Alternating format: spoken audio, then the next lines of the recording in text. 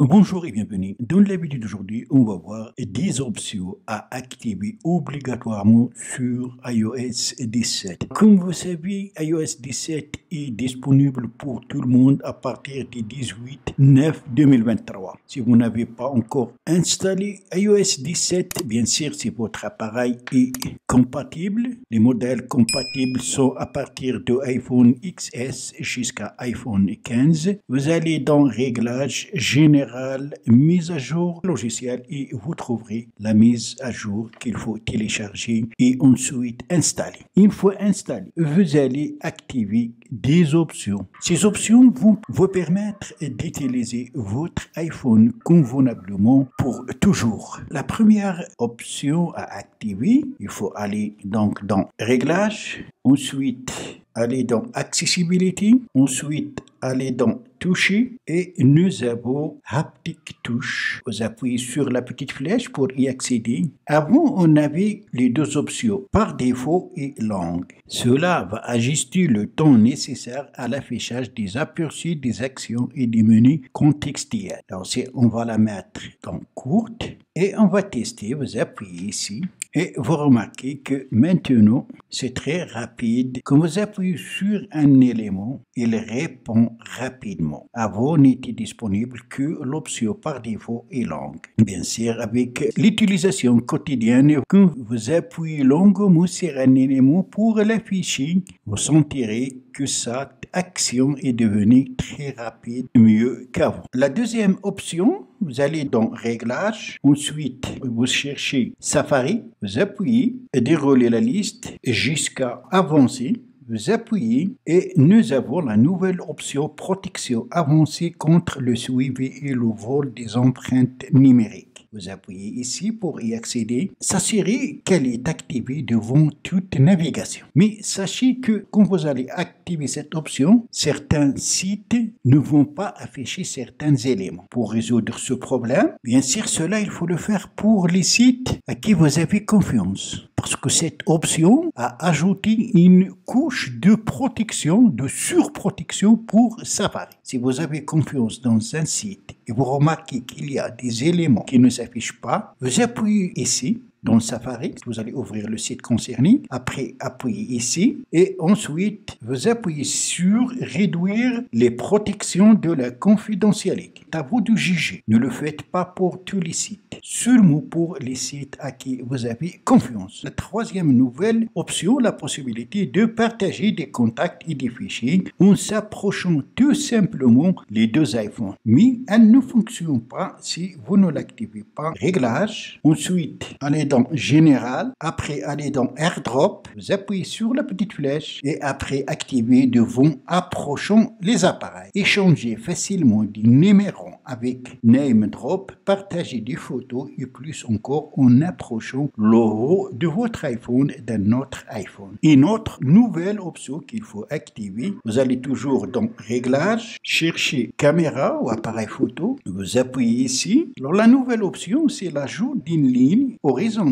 qui va vous permettre d'enregistrer des vidéos verticales pour s'assurer que vous enregistrez vraiment des vidéos verticales grâce à cette ligne qui s'affiche pendant l'enregistrement. Pour ce faire, une fois dans appareil photo, s'assurer que niveau est à partir de maintenant, une ligne horizontale va s'afficher pour vous permettre d'enregistrer des vidéos verticales. L'option suivante que je vous recommande aussi d'activer, allez toujours dans Réglages, ensuite cherchez Mot de passe, vous appuyez sur la petite flèche ici, ensuite allez dans Options des mots de passe et nous avons la nouvelle option Remplir automatiquement les mots de passe et les clés d'identification. Il faut l'activer. À partir de maintenant, quand vous allez recevoir soit par email ou par SMS un mot de passe ou une clé d'identification, elle sera remplie automatiquement par votre iPhone sans aller sur l'email ou le SMS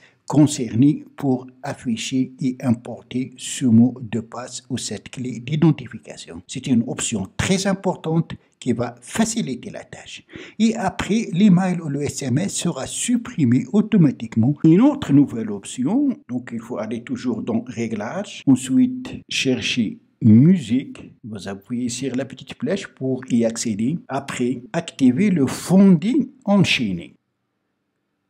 Vous avez par exemple 2 morceaux de musique à lire. Et entre les 2 morceaux, il y a un espace vide. Vous pouvez effectuer le réglage ici, ça veut dire choisir la durée qu'il ne faut pas dépasser entre 2 morceaux qui sont en train de se lire. Je vous conseille de mettre par exemple 4 secondes. À partir de maintenant, quand vous allez lire les morceaux de musique, vous n'allez pas remarquer de vide entre les 2 morceaux. Une autre nouvelle option, c'est le stand-by ou le mode en veille. Vous allez donc toujours dans Réglages, ensuite aller dans En veille et activer le mode nuit. Donc En veille s'activera lorsque l'iPhone sera placé en mode paysage et en charge pour afficher des informations telles que des widgets, des cadres photos ou des horloges. Cela, vous pouvez le personnaliser. S'assurer que le mode nuit est actif. Cela va permettre à l'iPhone, une fois en veille, apparaît une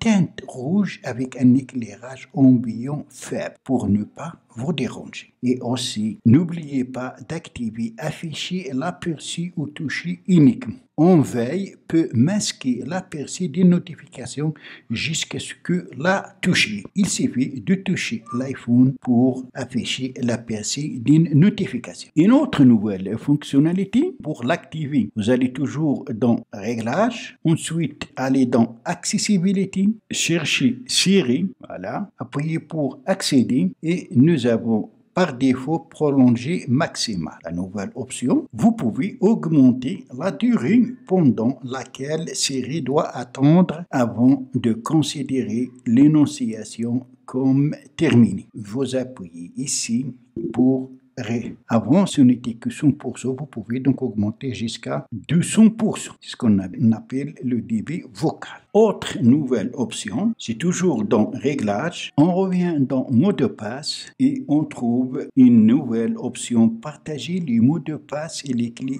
d'identification. Appuyez sur Démarrer. Alors là, vous allez ajouter des contacts de confiance avec lesquels vous allez partager vos mots de passe et les clés d'identification. Appuyez sur Ajouter des contacts de confiance pour choisir les contacts.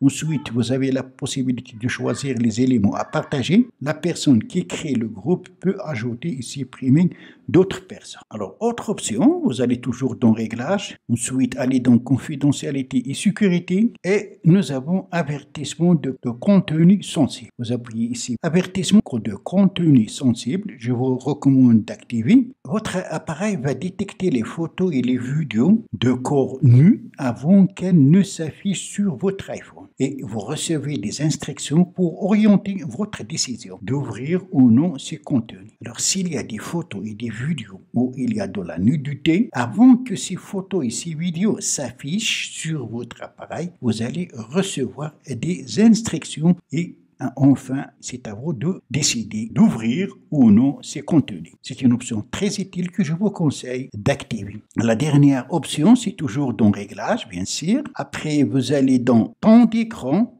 vous appuyez et nous avons la nouvelle option Distance de l'écran. Vous appuyez sur la petite flèche et je vous conseille de l'activer afin de réduire la fatigue oculaire et le risque de développer une myopie chez les enfants. Distance de l'écran vous préviendra lorsque vous tiendrez un iPhone ou un iPad compatible avec Face ID à une distance recommandée. Descendez de la distance recommandée, vous allez recevoir un message. Peut-être que cela va vous déranger la première fois, mais vous allez vous habituer. Cela va vous éviter d'abîmer vos yeux en s'approchant de l'écran de votre iPhone. C'est tout donc pour la vidéo d'aujourd'hui. Merci de l'avoir suivi. J'espère qu'elle vous sera plu. Si c'est le cas, n'oubliez pas de la liker et la partager avec vos amis sur les réseaux sociaux. À la prochaine vidéo.